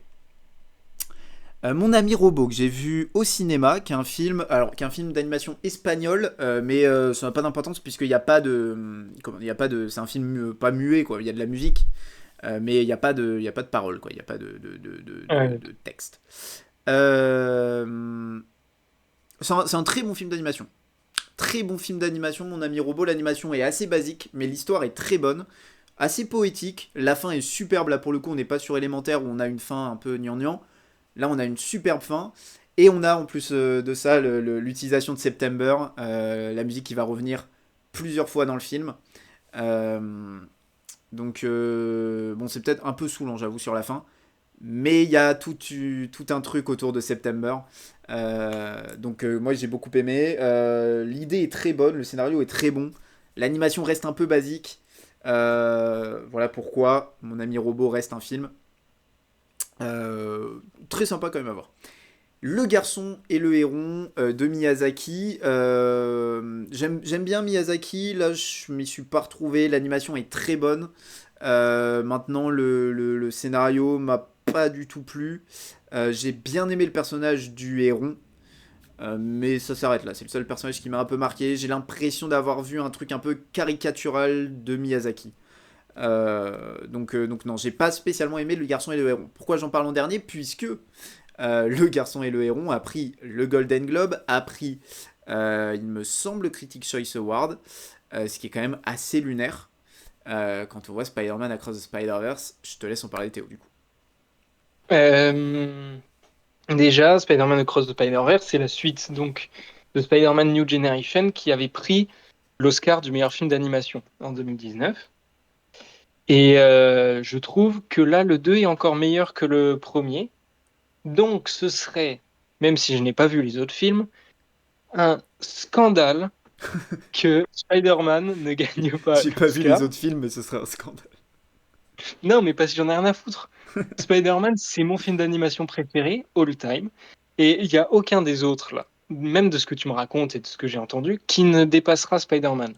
Donc, Spider-Man gagne l'Oscar. Il n'y a pas d'autre possibilité. Et s'il ne gagne pas, je vais faire un attentat. Ils vont m'y obliger. Mais, enfin, bref, ce film est extraordinaire. On en avait parlé dans le podcast du mois de juin ou mai de l'année dernière. Donc si ça vous intéresse, vous pouvez aller le regarder, parce qu'on en a parlé longuement, parce qu'on l'a vu tous les deux. Euh, c'est un film qui, comme tu l'as dit, a apporté bon, le 2, mais, enfin le un, mais le 2 c'est pareil. Et le 2 est même encore meilleur dans ce registre-là, qui a révolutionné le monde de l'animation dans le cinéma. Il y en a pas beaucoup des films d'animation qui peuvent dire qu'ils ont révolutionné leur genre. Et Spider-Man New Generation en fait partie. Et Across the Spider-Verse c'est encore meilleur à ce niveau-là, et même sur plein d'autres niveaux. Il y en a qui disent oui, mais vu que c'est qu'une première partie, le film n'est pas fini, donc il faudra attendre la suite pour pouvoir juger le film. Bon, à nous faire foutre. Euh, c'est un film qui, même incomplet, reste fabuleux dans ce qu'il raconte aussi, parce que c'est pas qu'un film Spider-Man de multivers et tout ça. Non, non, il y a une vraie thématique profonde, hyper intéressante, hyper bien développée. En fait, il y a de tout. Il y a un film basé sur des relations, sur une vraie histoire. Il y a de l'épique, avec des musiques voilà, qui te donnent des frissons.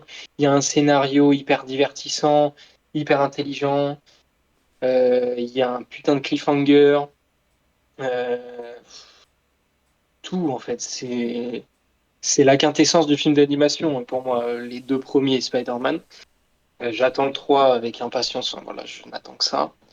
Et donc voilà pourquoi, même si je n'ai pas vu les autres films, ce serait un scandale absolu. Et en plus, je dis ça parce que je sais que c'est le garçon et le héron qui va gagner ce putain d'Oscar.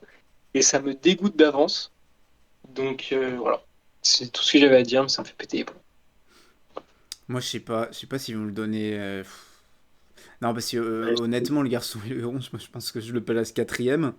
Mais l'animation est très belle, mais le truc avec Across the Spider-Verse, c'est qu'il y a tout de l'animation. Il y a des moments où vraiment tu as l'impression de voir un tableau. Tu as des moments comme, je sais pas, le moment fait avec des Lego, où en plus de ça, on va donner la chance à un petit qui fait des trucs sur TikTok. Enfin, excusez-moi, mais c'est ouais. génial putain, que le gars soit. Enfin, le petit. Enfin, c'est fou. Donc, Mm. oui, moi je trouve que ce serait vraiment un scandale si Across the Spider-Verse le prend pas. Je trouvais déjà que c'était un scandale.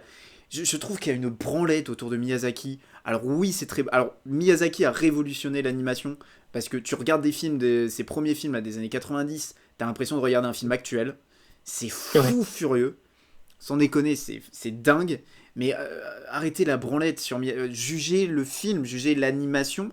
Et ben que vous jugiez l'animation ou que vous jugiez le scénario, c'est Across the Spider-Verse. Et je vais vous dire, si on juge ouais, non, en vrai, c'est pas vrai. Parce que Robot Dreams, l'animation, quand même, non. Si on juge l'animation, en vrai, Garçon et le Héron est deuxième. Mais pour moi, meilleur film d'animation, il faut aussi juger le scénario. Et si tu prends le Ouais, scénario en compte, bah, Les Garçons et le Héron, excusez-moi, le scénario du Garçon et le Héron, bon, après, c'est un peu fantastique, machin, mais j'adore le château ambulant, par exemple. Alors qu'il y a ce truc de fantastique. Il y a cette touche de fantastique. Donc ça me dérange pas dans le garçon et les héron, donc c'est dans le château ambulant. Donc c'est pas ça le problème. C'est juste que le scénario pour moi n'est pas bon. Donc oui, au bout d'un moment, il n'y avait aucun débat. Faut aller se faire foutre 2 secondes et arrêter de voilà tergiverser, comme on dit. C'est ça le mot. Alors, non, pas du tout. Si si, Faudra, tergiverser. faudra revoir le vocabulaire demain. Tu fais une petite séance. Et Tergiverser, non, définition sur Google. Je t'invite à la taper. ok. Non, voilà, bon, bah écoute, maintenant, Across the Spider-Verse doit le prendre. Est-ce que si tu dois mettre de l'argent, tu le mets sur Spider-Man, quoi.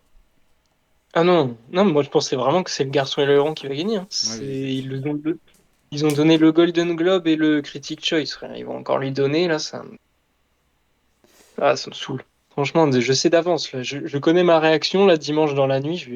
Tu vas recevoir des vocaux, pardon. Ils vont être salés. moi, j'hésite. Mais allez, voilà, on reste sur Across the Spider-Verse, parce qu'on n'est pas des connards. Euh, Oui. alors, prochaine catégorie. Meilleur film international. Haha. On dahek, hein. Ouais. Yo Capitano, film italien. Perfect Days, film japonais de Wim Wenders. Society of the Snow, film espagnol. The Teacher's Lounge, film allemand. The Zone of Interest, Zone UK. Film du United Kingdom. Bah oui, le film français n'est pas présent, puisque le film français n'était pas Anatomie d'une Bon. chute, mais The Taste of Things, c'était La Passion de Donin Bouffant. Ben voilà, hein. Ouais, superbe réussite. Magnifique. Alors, il était nommé au Golden Globes, La Passion de Donin Bouffant. Mais, et les deux d'ailleurs, il y avait Anatomie d'une chute, parce qu'au Golden Globes, tu peux, je crois. Ah, Puisque, alors, on vous rappelle, pour les films internationaux, c'est le pays qui choisit un film pour être représenté aux Oscars. Et la France a choisi étonnamment La Passion de Dodin Bouffant après que ben, voilà, Justine Triet ait critiqué le gouvernement d'Emmanuel Macron. bon. Mais Alors, voilà. ils n'ont pas donné cette excuse-là, ils ont donné un truc genre en mode ouais, c'est pour tel ou tel truc juridique qu'on n'a pas pu mettre ou Ah oui, quoi. ça doit être ça. C'est juste parce qu'elle a mal parlé de Macron, c'est tout. Donc voilà, on aurait gagné un Oscar sur voilà, 200%. Oui. Ben écoute. Euh, Alors, tu as vu Yo Capitano que je n'ai pas vu, et j'ai vu Society of the Snow et The Teacher's Lounge que tu n'as pas vu. Ouais. Et t'as vu Perfect Days aussi, que j'ai pas vu. Oui, en effet. Donc moi, j'ai tout vu sauf Yo Capitano. Putain, c'est complexe là. Ouais. Euh, Tu veux commencer? Entre Yo Capitano et Zone of Interest. Vas-y. Mais je crois que ça va être une première de mon côté. J'ai même pas envie de voter. Franchement, je trouve les deux films, j'ai pas aimé mon moment. J'étais content que le film se termine pour les deux films. J'en ai parlé dans le podcast de février et de janvier, donc je vous invite à regarder si vous voulez mon avis là-dessus et aussi celui de Ryan pour Zone of Interest. Euh, non, franchement, là, allez, Zone of Interest, mais je m'en bats les couilles. Très Euh, sincèrement, ouais, vas-y. Zone of Interest va le prendre, malheureusement, parce qu'il y a putain de Perfect Days qui va se faire robbed. Qu'est-ce que oui, je vous Prod, dis. c'est volé pour ceux qui savent pas parler anglais. Attends pour eux. Euh, Society of the Snow, chiant à crever. C'est pas mauvais, mais qu'est-ce qu'on s'emmerde. Ça dure 2h30. Oh là là là là là là là. Le score est bon. Il y a notamment la scène du crash est juste géniale. Et après, on se fait chier. Il y en a pas, il y a pas un seul acteur charismatique. Je me suis fait chier à mourir. Donc je sais même pas, je J'ai comprends même pas la hype de ce film. j'ai vu la scène du crash justement sur Insta et je la trouvais folle. Et d'ailleurs, je me souviens, je t'avais envoyé un message pour te demander si t'avais vu le film pour savoir si c'était bien. Parce que ça m'avait trop donné envie de regarder la scène du crash qui était dingue. Et bah, du coup, tu m'as dit que c'était pas. Enfin, Ouais, voilà mais je quoi. comprends pas la hype de ce film. C'est peut-être moi, hein, mais je me suis fait chier à crever, quoi. Alors que le sujet m'intéressait trop. Et ils ont. Enfin, je comprends pas la hype de Society of the Snow. La salle des profs en français de Teacher's Lounge qui vient de sortir en France. À pas Euh, confondre avec Les Profs avec Kev Adams. Qu'aurait pu être nommé d'ailleurs. Voilà. Oui, Je pense que le ah, tu peux pas. gouvernement aurait préféré que les profs 2 soient nommés plutôt qu'Anatomie d'une chute. Oui, Euh, sûrement. Eux, ils hésitaient à Même envoyer Cocorico. le film Inox Tag qui est à deux doigts d'être envoyé. Euh, euh, The Teacher's Lounge, alors un film que j'ai beaucoup aimé, je sais pas si j'en parlerai dans le prochain podcast en fait, mais non, je crois que je voulais en parler ici du coup. Un film que j'ai beaucoup aimé, la réalisation est top, le scénario est très bon. Donc ça raconte l'histoire de cette prof qui, en fait, un jour, il y a une histoire de vol au sein du collège, et du coup, bah, ça va engendrer pas mal de choses. Et le scénario est très bon, l'acting est très très bon, la réalisation est excellente, la photographie est très bonne. Euh, Maintenant, je trouve que le film est pas réaliste sur plein de points. Notamment le truc, pour ceux qui ont vu le film, autour du journal de l'école, où t'es là, mais qu'est-ce que tu racontes? Enfin, ça n'existe pas. Où en gros, la prof, elle va se faire interviewer, et ils sont là en mode des vrais journalistes, alors que c'est des gamins de 12 ans. Et la prof, tu sais, elle se laisse faire, elle est en mode oui. Tu sais, elle répond en mode c'est une vraie interview combinée. Non, enfin, le gamin, il pose une question comme ça à 12 ans. Enfin, moi qui veux être prof, je lui en colle une, c'est le mec qui dérape. Mais non, mais Et en plus, je lui dis va te faire les gens foutre. savent pas, mais Ryan va devenir prof. C'est réel, t'as dit les termes. Ouais, effectivement, je suis vraiment en train de faire des études pour être prof, donc. Et c'est inquiétant. Faites attention à vos enfants. Et il y a ce truc où, en gros, elle veut être la meilleure prof possible, et ça, j'ai trouvé ça intéressant, mais pareil, il y a un moment dans le film où il y a un élève qui va complètement déraper, et elle est là à toujours vouloir le défendre et tout. Je vois l'intention du film de vouloir nous montrer à quel point le métier de prof est compliqué, et du coup, ben, moi, ça me plaît, mais c'est pas réaliste. Enfin, aucun être humain ne réagit comme ça, et voilà, ça m'a dérangé alors que je trouvais le scénario très intéressant. Mais pour moi, ça n'existe pas, quoi. Enfin, au bout d'un moment, un être humain comme ça, chaque être humain, aucun être humain ne peut réagir comme ça à ce qui lui arrive. Et à deux reprises dans le film. Donc bon, bref. Mais sinon, le film est bon. Mais ouais, j'ai été un peu frustré par ça. Donc oui, vous avez compris, pour moi, c'est largement Perfect Days, qui est pour moi un excellent film. Qui est pas loin d'être vraiment, vraiment génial. Euh, on filme tout simplement la vie de cet homme qui a une vie basique et à qui ça plaît. Et juste, c'est touchant. C'est beau, la fin du film est belle. Il y a l'importance de la musique dans ce film. On va utiliser que des bangers des années 80-90 sous forme de cassettes parce qu'il a ces petites cassettes auxquelles il tient comme à la prunelle de ses yeux et c'est juste trop touchant. Euh, J'adore ce film. Il y a l'une de mes scènes préférées de 2023. Voilà, parce que j'ai deux chansons cultes, c'est House of the Rising Sun et Take On Me. Et il y a cette scène, j'en ai déjà parlé, mais il y a cette scène où on est dans un bar japonais auquel l'acteur principal, dont j'ai oublié le nom, se rend très souvent. Et la serveuse chante extrêmement bien et à un moment, il va lui demander est-ce que tu peux chanter ça. Enfin, même pas lui, parce que lui est trop timide pour ça. C'est un autre client qui va lui demander est-ce que tu peux chanter une chanson. Et elle va commencer à chanter House of the Rising Sun en japonais. J'ai eu les larmes aux yeux, j'ai eu des frissons juste sur cette scène, parce que cette chanson, elle est tellement importante pour moi.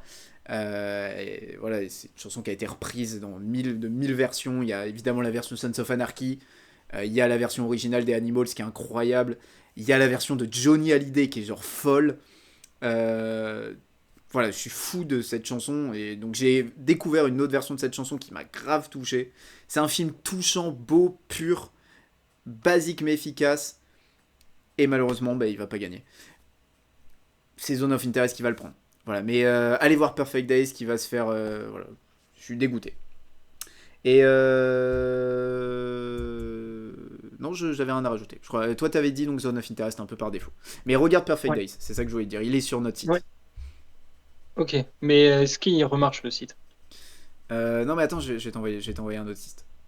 Euh, Ah, vous inquiétez pas. Si vous voulez un site complètement légal, hein, bien sûr. oui, oui, On ferait pas ça, t'imagines sinon. oui. Ouais. Meilleure réalisation. Anatomie d'une chute. Vous savez le film qui n'est pas dans meilleur film international. Oui. Pour Justine Trier, première nomination évidemment, aux Oscars, contrairement à un certain Martin Scorsese pour Killers Oui. of the Flower Moon. Alors lui, attention parce que ça va devenir quelqu'un, je Non, pense. je crois Théo, c'est vraiment 10e nomination, là, pour le coup. Donc, Ah. un seul Oscar, devine pour quel film. Raging Bull. Non, D'accord, bah, tu m'as pris de court. Il y en a tellement. Shutter Island? non, Ah, attends, il y en a trop. Je sais pas, vas-y, dis. non, Ok, Taxi Driver.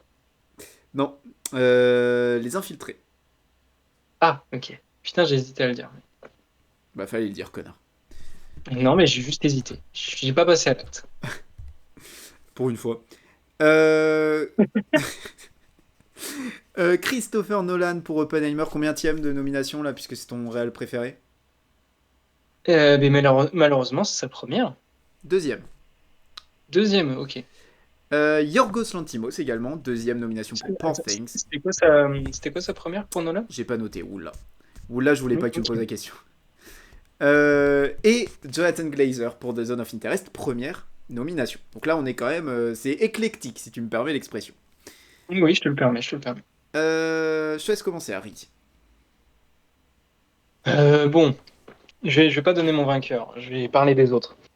Justine Trier, qui est peut-être ma deuxième du classement. Aussi parce que bah, voilà, c'est Anatomie d'une chute, c'est un chef-d'œuvre. Fier que ce soit un film français, l'un des meilleurs films français du 21e siècle, n'est le meilleur pour moi. Franchement, ce film, il m'a transporté, il est extraordinaire. Et dans sa réalisation, Justine Trier est magnifique. Donc voilà, très très content pour elle qu'elle soit à côté de Martin Scorsese, Christopher Nolan. Enfin, c'est quand même une dinguerie, quoi.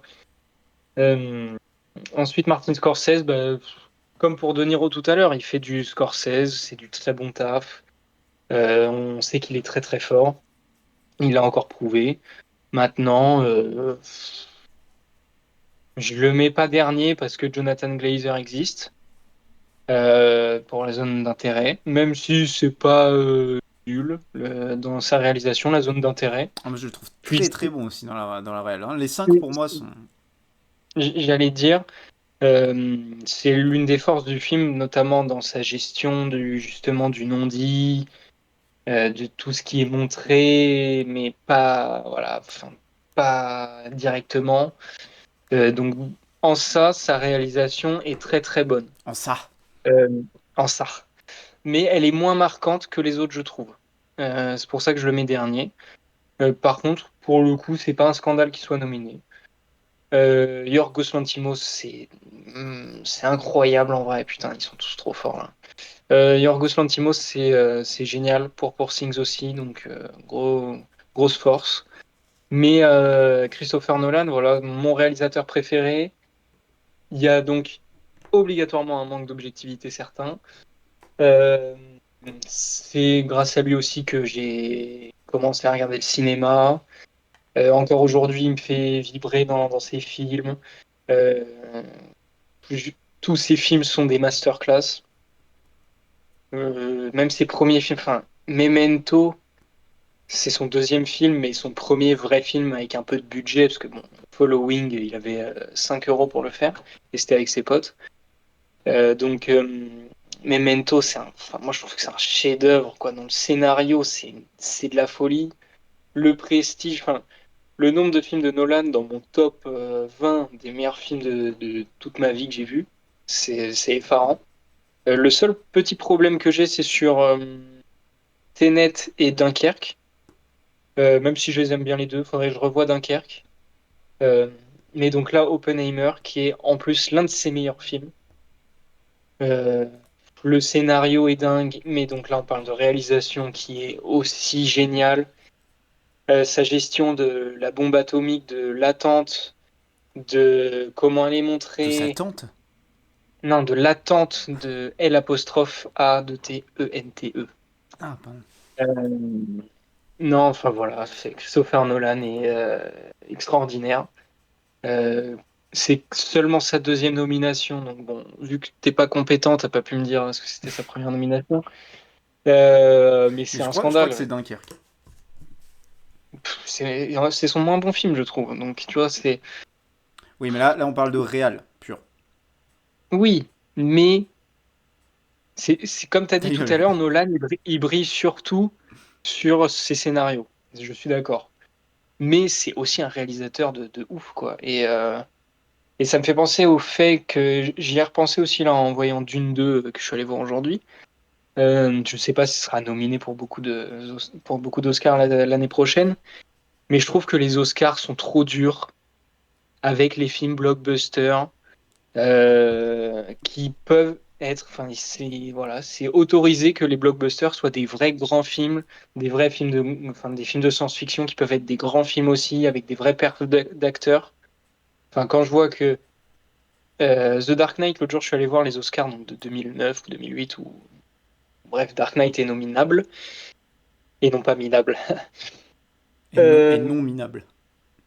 Voilà, mais il y a tellement peu de nominations pour le chef-d'œuvre que c'est. Alors, moi, c'est mon film préféré all-time, mais même objectivement, c'est l'un des meilleurs films.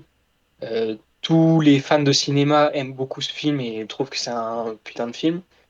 Et il y a que des nominations mineures, à part Heath Ledger. Mais limite, j'ai l'impression qu'Heath Ledger, ils l'ont nominé parce que c'est à titre posthume. Alors que, enfin, j'ai l'impression que s'il avait été encore vivant, il lui aurait Non, pas donné. moi je te Je trouve sais dur, il y a pas. quand même beaucoup de nominations. Là je vois Ouais, mais c'est que des trucs mineurs. Sound, cinématographie, editing, production design, make-up, sound Il est mixing. pas dans meilleur, il est pas dans meilleur film, il est pas dans meilleur réalisateur, il est pas dans meilleur scénario, il est pas dans. Enfin voilà. Moi Après, je trouve faut que voir ce qu'il y a en face aussi.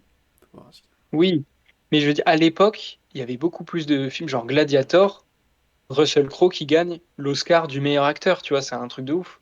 Aujourd'hui, tu y a. verrais, Ah, enfin je sais pas si Gladiator. ah, d'accord, c'est Slumdog Millionnaire qui a gagné. Non mais je suis Oui, chaud non mais bas. voilà.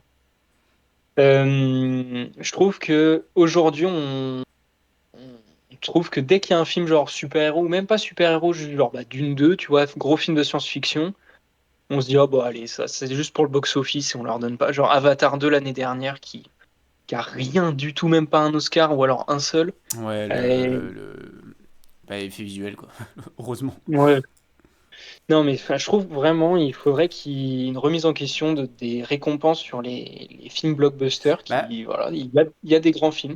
après, cette année, Et, c'est peut-être pas, tu vois, la bonne année. Parce qu'en vrai, les gros oui. blockbusters de cette année, c'est Oppenheimer, Killers, Poor Non, non, mais Things. je parle pas de cette année, hein, je parle juste de sur les 10 dernières années, 15 dernières années, quoi.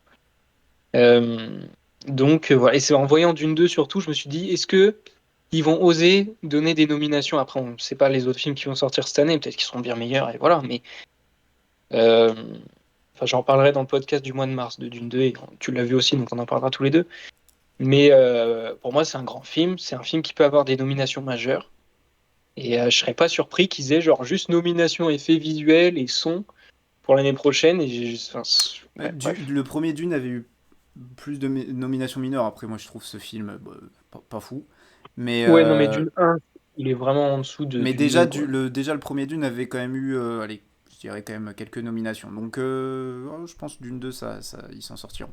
On verra ça en tout cas. Mais pour revenir sur meilleure réalisation, moi, je suis vraiment emmerdé parce que je trouve qu'elles sont toutes au même niveau. Si on prend la réalisation pure, je peux pas en citer un au-dessus de l'autre en fait. Je Ouais. trouve que chacun dans la réalisation fait parfaitement ce qu'il faut faire.